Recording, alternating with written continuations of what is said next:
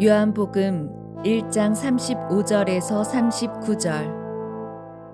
이튿날 요한이 자기 제자 두 사람과 함께 그곳에 다시 서 있다가 예수님께서 지나가시는 것을 눈여겨보며 말하였다. 보라, 하느님의 어린 양이시다. 그 두 제자는 요한이 말하는 것을 듣고 예수님을 따라갔다.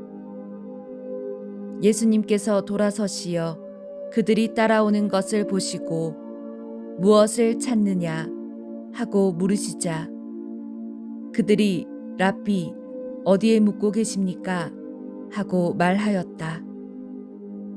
랍비는 번역하면 스승님이라는 말이다.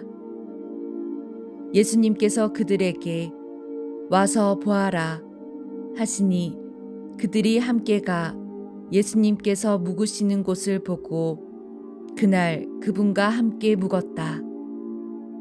때는 오후 4시쯤이었다. 주님의 제자로서의 삶을 살려면 어떻게 해야 하는가? 자기 마음을 성숙시켜야 합니다. 자기 마음은 어떻게 성숙하게 만들 수 있는가?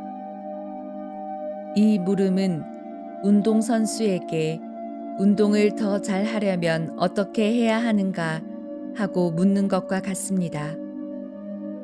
이름을 날리는 운동선수들을 보면 공통점이 있습니다.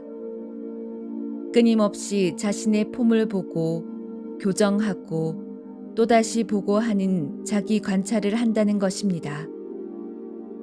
단 하루도 자기 자신에 대하여 그냥 만족을 하고 지나가지 않는다는 것입니다. 이런 노력의 결과로 유명한 선수가 태어나게 됩니다.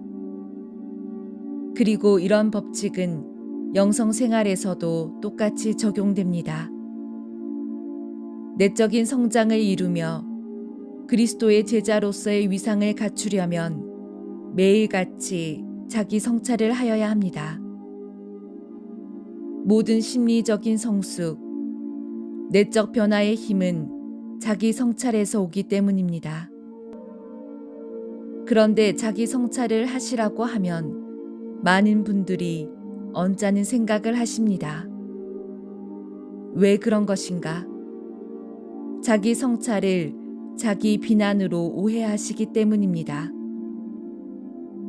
그러나 자아 성찰은 자기 비난을 하는 시간이 아닙니다.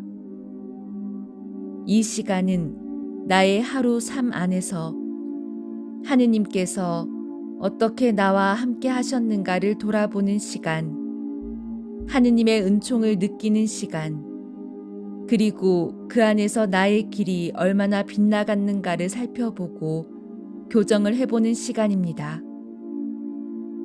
즉, 나의 삶을 하느님의 관점에서 되돌아보는 시간이란 말입니다. 이런 자아 성찰은 나의 삶을 더 업그레이드 시켜주는 시간이기에 성장하기를 바라는 사람이라면 누구나 당연히 해야 하는 것입니다. 요즘 많은 분들이 하느님의 제자로서의 삶을 버리신다고 합니다. 그런 선택에는 여러 가지 이유가 있겠습니다만 그 중에서 가장 많이 차지하는 것이 신앙생활이 부담스럽고 무겁다는 것인데 이런 느낌을 받는 근본적인 이유는 바로 자기 성찰의 시간에 자기 비난을 하기 때문입니다. 기도 시간은 자기의 잘못을 찾아내어 자기를 닥달하는 시간이 아닙니다. 기도 시간은 피곤한 하루의 삶을 하느님께 보여드리고 위로받고 조언을 얻는 귀한 시간, 나의 안식의 시간입니다. 그런데 이런 이야기를 해주어도 귓등으로도 안 듣고 여전히 자신을 몰아붙이며 사는 사람들이 있습니다. 내살한 방어 기제 때문입니다. 내살한 자기 목을 자기가 조르는 것입니다. 내사가 심한 사람들은 분열증적인 삶을 살아야 합니다. 외부에서 들어오는 정보들을 되새겨야 하는 치아 공격성이 자기 자신에게로 향하기 때문입니다. 내사가 심한 사람들은 마음 편한 날이 없습니다.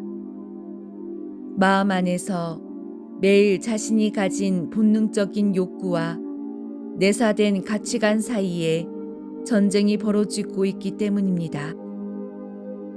마음이 양쪽으로 갈라서서 서로를 적으로 여기고 싸움을 벌이는 사람들은 난파선처럼 되어갑니다. 이것은 일반적인 갈등과는 전혀 차원이 다른 자기 고문입니다. 이렇게 자기 고문 게임을 하는 사람들은 투사가 심합니다. 하느님이 나 같은 것을 사랑할 리 없어 하거나 다른 사람들이 자기를 집단으로 미워한다고 생각합니다. 자기 내적인 상태도 힘겨운데 외적 상황까지 어렵게 만들고 스스로 고립을 자초합니다. 참으로 어려운 사람들입니다. 이렇게 내사가 심한 사람들은 어떻게 해야 하는가? 자기 안의 생각과 감정을 푸는 훈련을 해야 합니다. 그래서 자기 생각이 자기 것인지 남의 것인지를 구별하는 능력을 키워야 합니다.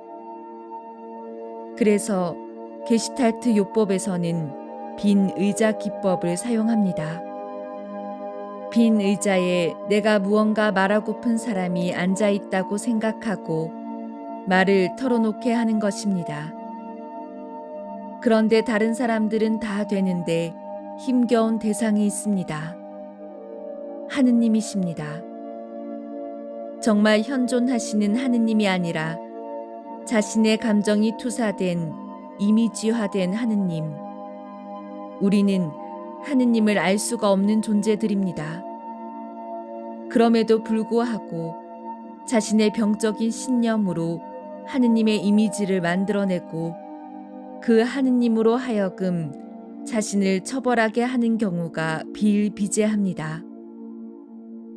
이것을 일컬어서 심리적 우상숭배라고 하는데 이 우상숭배를 깨는 방법은 성경 말씀을 묵상할 때 무조건 외우는 식으로 하는 것이 아니라 내 생각을 일일이 주님과 대화하면서 성경 말씀을 이해해 가야 합니다.